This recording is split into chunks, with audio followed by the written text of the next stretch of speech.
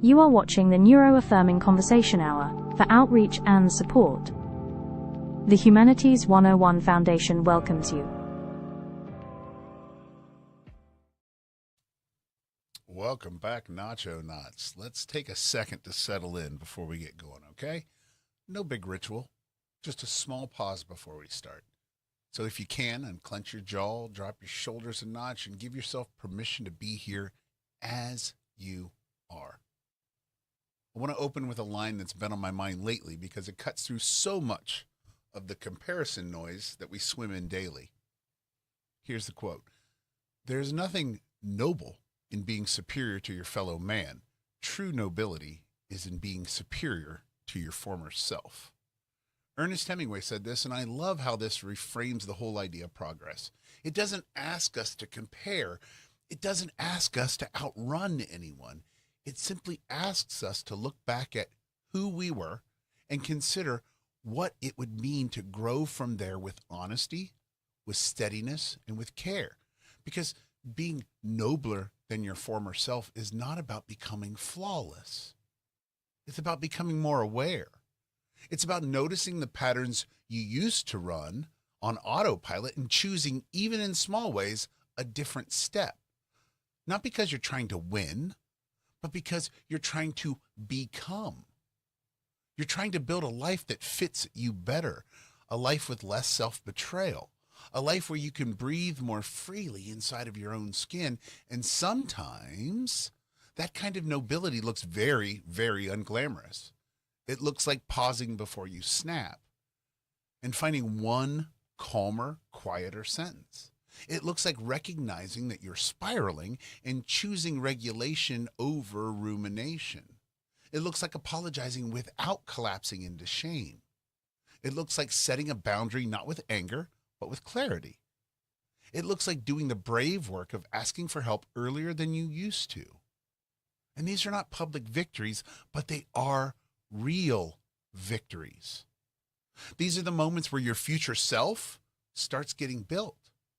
And this is also why I think Hemingway's line connects to the larger work of becoming. Because becoming is not one big transformation. It is accumulation. It's the slow stacking of those small choices that align with your life and your values. And it's the practice of returning to yourself when you drift. It's learning to tell the difference between who you are and what you have been carrying. It's building integrity with your own needs. It's choosing the next right thing, even when the next thing is simply rest. And for neurodivergent minds, this matters in a very particular way. Because so many of us grew up being measured against norms that were never designed with our nervous system in mind.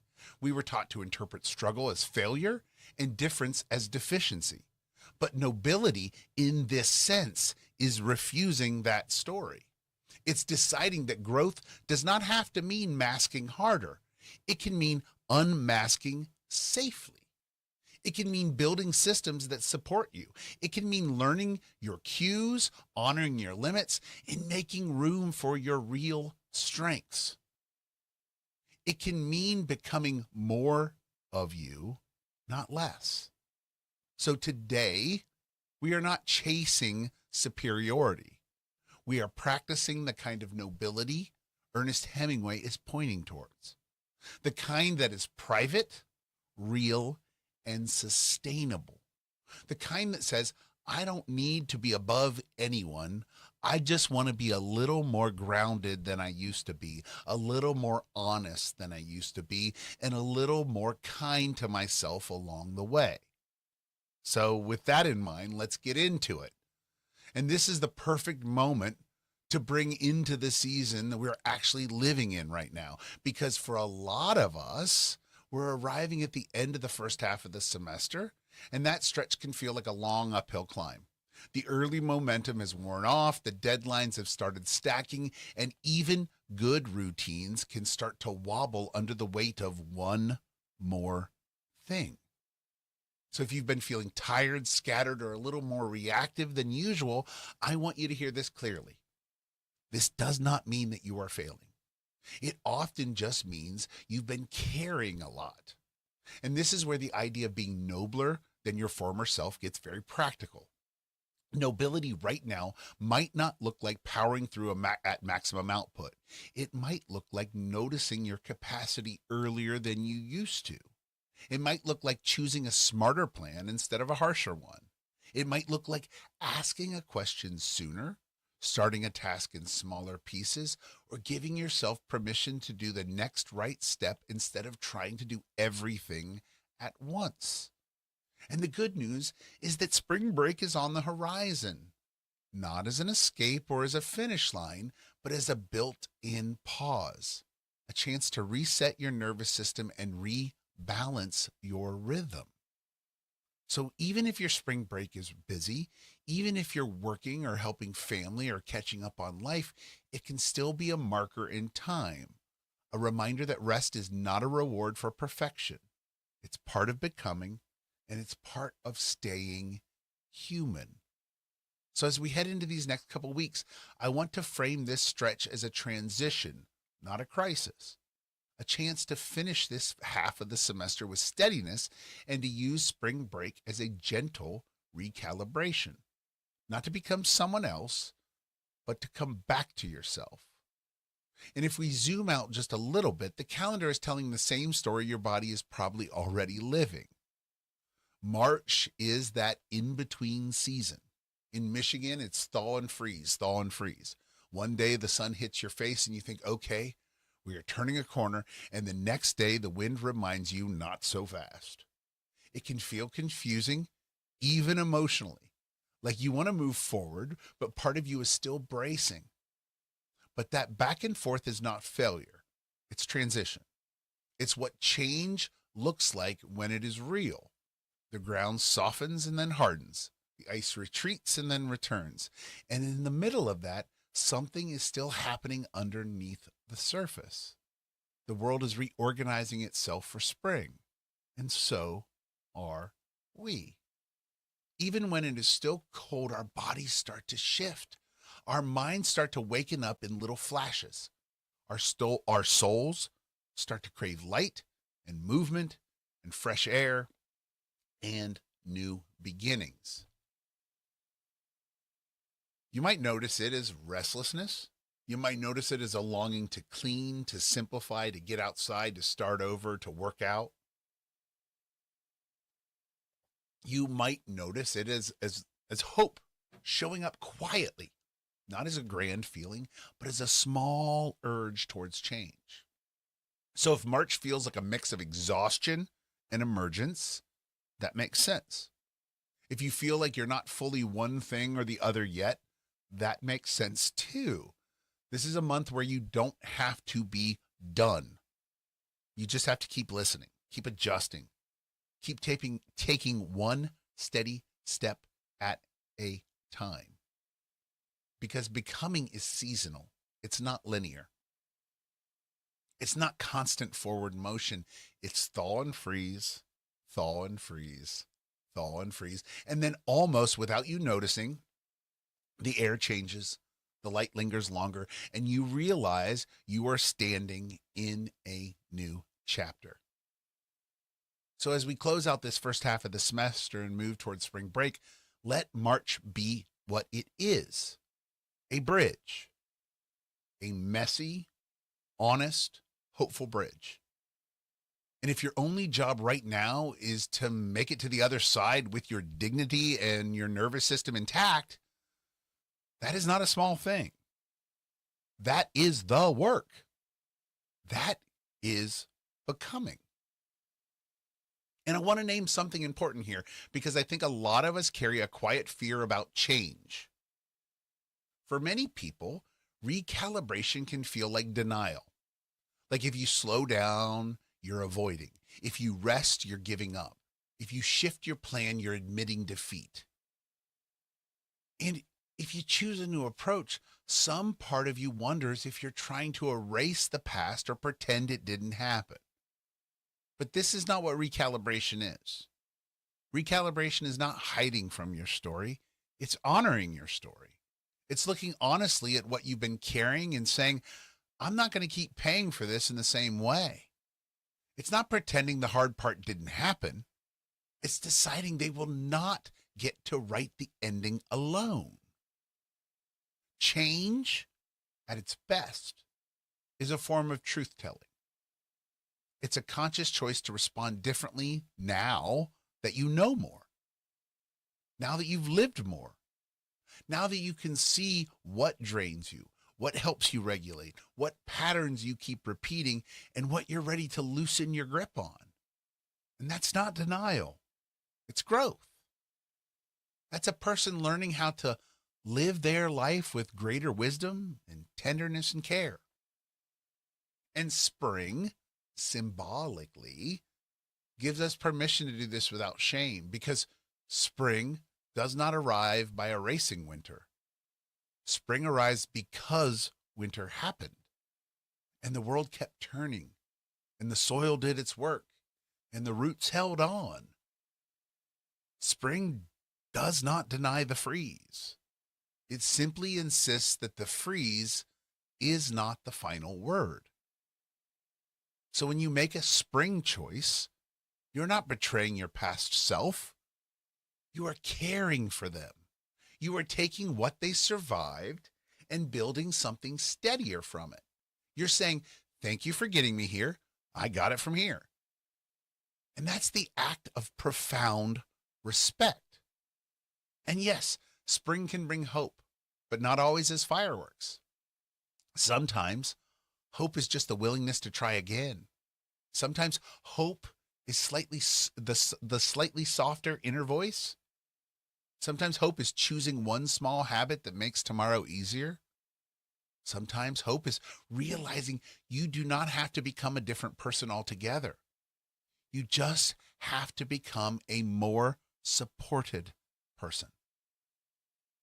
So if you are in a season of thaw and freeze, and you're feeling the tug towards change, let it be a conscious choice, not a panic move, not a disappearance or an escape, not a performance, but a choice, a spring choice. The kind that says, I'm allowed to grow, I'm allowed to adjust, and I'm allowed to start again without apologizing for needing a new way forward. So let's bring this home with a weekly discussion question, one that connects the Hemingway quote, the end of the semester stretch, and this March season of thaw and freeze, thaw and freeze. So here it is. What is one small way you could be nobler than your former self this week? Not by pushing harder, but by recalibrating with intention. And to help you answer, you might sit with one of these prompts. Where have I been measuring myself against someone else when I really need to measure myself against my own growth? What is one pattern I want to loosen this week, even if only slightly? What is one boundary, support, or small adjustment that would make this week more sustainable? If spring is a season of hope, what would hope in action look like for me in the next 7 days? What would it look like to honor my past without letting it steer the whole car? If you want, share your answer with us in the comments or in the community space, even if just one sentence. One small, honest sentence is enough. Because this is how becoming happens. Not in grand declarations, but in real choices, repeated gently. And I want to slow down with that question for a moment because it's easy to hear it and immediately turn it into a performance. It's easy to think, okay, I need a big goal, a big breakthrough, a dramatic reinvention. But this is not what we're doing here. We're not asking for a highlight reel. We're asking for the truer next step. Being nobler than your former self is often less about adding something and more about subtracting what is no longer serving you. It might be choosing not to spiral for the 3rd hour in a row. It might be choosing not to send the text while you're flooded. It might be choosing not to punish yourself with the all or nothing thinking. Sometimes the noblest thing you can do is interrupt a familiar pattern gently and say, not today. I'm going to do this differently now. And notice the way the question is framed. Not by pushing harder, but by recalibrating with intention. And that matters because pushing harder is what we do when we are scared, when we are behind, when we feel judged, when we think our value is on the line. Recalibrating is what we do when we are awake. It's what we do when we're learning. It's what we do when we finally accept that our nervous system is part of the equation, not an inconvenience we're supposed to override. So if you're listening right now and you're tired, the answer does not have to be do more. Your answer might be, I'm going to build a week that I can actually survive. That's nobility. That's maturity. That's becoming. A plan that respects your capacity is not laziness, it's wisdom. And for some of you, the nobler version of yourself this week might be the one who stops negotiating with shame. The one who doesn't wait until you feel worthy to take care of yourself. The one that doesn't require perfection before you allow rest or food or support or kindness. You don't have to earn your humanity. You are already human. The question is simply, what would it look like to treat yourself like that is true? And if March is thaw and freeze, your answer might be a thaw choice, a softening choice, a choice that lets a little more light in. Maybe it's cleaning one small corner of your space, not as self-punishment, but as self-respect. Maybe it's opening a window for 5 minutes. Maybe it's stepping outside between classes and letting the sun hit your face. Maybe it's making the next assignment smaller and more doable. Maybe it's emailing for clarification instead of disappearing, or choosing the next right step, not the whole staircase. Because hope is not just a feeling, it's a practice. It's a decision to act as if change is possible, even if you cannot feel it yet. And every time you choose a kinder path, a clearer boundary, a more sustainable plan, you are voting for your future self. You are becoming someone who does not have to be rescued from your own life. You are becoming someone who knows how to come back to center. So take a moment after this episode, even if 2 minutes, and answer honestly. Not what sounds impressive, but what is real. What is one small way you could be nobler than your former self this week? Not by pushing harder, but by recalibrating with intention. And once you start thinking that way, you can feel how naturally it opens into something bigger. Because recalibration is not just a strategy, it's a form of hope. And hope is often misunderstood. We treat it like a mood or a vibe, like a warm feeling that either shows up or doesn't. But the kind of hope that actually carries people through hard seasons is not primarily a feeling. It's a posture. It's a way of facing your life that says, this is not the end of the story. Even when you're tired, even when the weather is still doing what March weather does. Even when you're staring down deadlines and responsibilities, and the parts of yourself you are still learning how to live with. Hope is the quiet decision to keep building. And I want to be honest about this too. Hope is not denial. Hope does not pretend everything is fine. It doesn't ignore grief or burnout or trauma or the real constraints of your life. Hope looks directly at what is true and still says, I can take one more step. It says I can try again in a small way. I can ask for help. I can choose something different than what I chose last time. And that's hope with a spine, which means hope can be very ordinary. It can look every day. It can look like making a plan for the week that includes rest on purpose.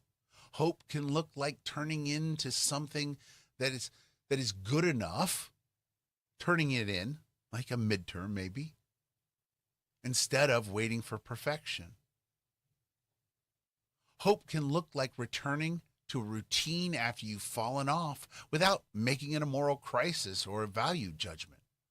Hope can look like sending the email, scheduling the appointment, taking the walk, drinking the water, eating something that grounds you, or letting yourself go to bed without bargaining for one more hour of scrolling. Hope is not always loud, and it's not always immediate. Sometimes hope arrives as a small inner nudge that says, try a different approach. Sometimes it arrives as a relief when you finally admit this is not working and you choose to change it. Sometimes it arrives when you stop comparing your insides to everyone else's outsides and you remember that you are allowed to have a humane pace. And in this March season, hope also has a rhythm. It matches the thaw and freeze. It comes in flashes. It warms you and then it disappears. Then it comes back again. And that's normal. That's what hope looks like when it's growing roots instead of just lighting up the sky. So as we move forward, I want you to hold hope differently. Not as something you must feel, but as something you can practice. Something you can choose in small ways. A steady, intentional turning towards life. A spring choice again and again until one day you look up and realize that the season has changed. And if we're going to talk about hope with honesty, we also have to talk about the moments when hope feels far away. The moments when your mind is tired, your body is overloaded, and your calendar looks like a wall instead of a path. In those seasons, hope can feel like a luxury word, something that other people get to have, but not you. And if that's where you are right now, I want to say this gently. You are not broken. You are in weather because life has weather. We have internal winters. We have long weeks. We have stretches where the sky feels low and the air feels heavy. And the mistake we make is thinking that if we are in a storm, the storm must be permanent. That if we cannot feel hope right now, hope must be gone. But this is where another Hemingway quote meets us with a little more tenderness. The rain will stop. The night will end. The hurt will fade. Hope is never so lost that it can't be found. There's something quietly grounding about that, not because it promises instant relief and not because it pretends that pain is simple, but because it reminds us that seasons move. The rain does not last forever. The night does not get to keep the sky. Hurt, even deep hurt, can soften over time, and hope, even if it's buried, is not necessarily gone. Sometimes it's just hidden under exhaustion. Sometimes it's tucked behind fear. Sometimes it's waiting for you to take one small step towards the light. And that's the key, I think, for our kind of hope. Hope is not always something you discover.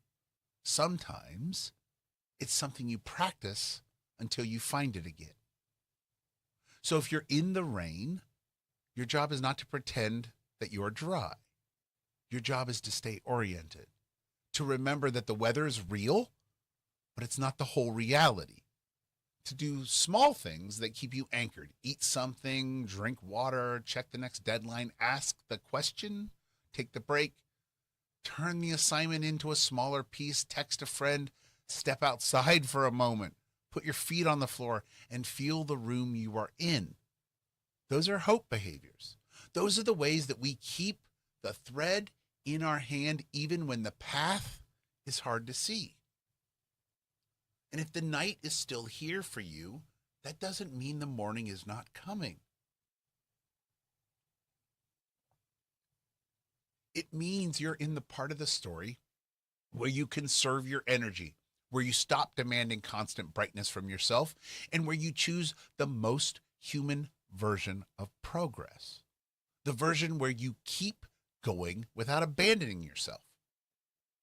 Because hope is not the absence of hurt. Hope is the belief that hurt is not the final chapter. Hope is the refusal to make permanent conclusions from temporary darkness.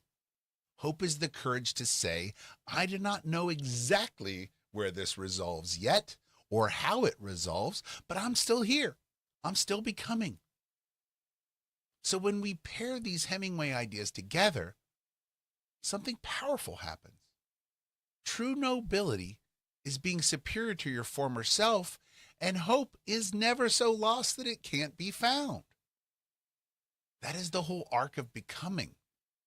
A person who keeps choosing a truer next step, even in imperfect weather, trusting that the seasons can change, trusting that the rain will stop, trusting that the night will end, and trusting that you can find hope again, not because life is easy, but because you're learning how to live it with care. And maybe the gentle way to ease out of this is to remember that you don't have to carry hope at full volume all the time. You're allowed to carry it like a small candle instead of a spotlight. A small flame is still light. It still counts. If you cannot feel hopeful today, you can still practice hopeful actions. You can still make the choice that protects tomorrow. You can still take one small step that your future self will thank you for. And that's not pretending, it's planting.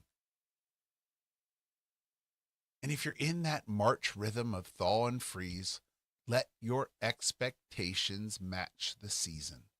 Some days you will feel energy and clarity. Some days you will feel fog. And that doesn't mean you're going backwards. It means you're changing in a way that is real, the way that the earth changes, the way that the body changes, and the way that learning actually works. So hold this softly. You're not behind. You are a process. The rain will stop.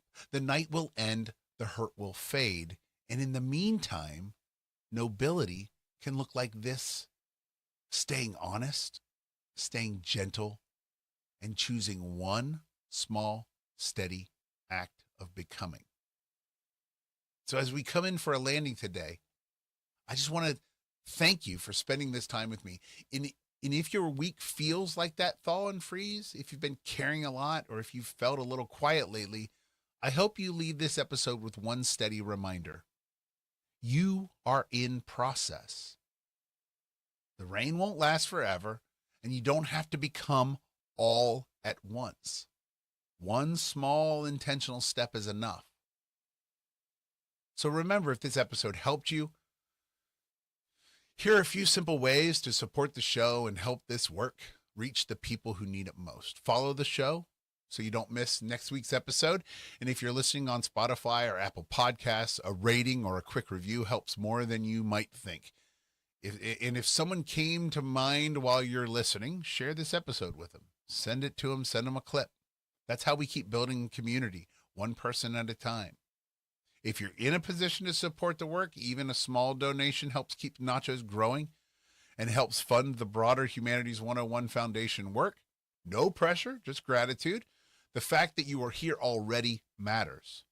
One more note, though, before we wrap up. April is Autism Awareness Month, and I have several training sessions and lunch and learns already booked for the calendar. So if your workplace, school, library, nonprofit, or community organization wants to bring in a practical, human, neuro-affirming session, I would love to work with you. You can reach out through humanities101.org, and we'll find a format that fits for you, either virtual or in person.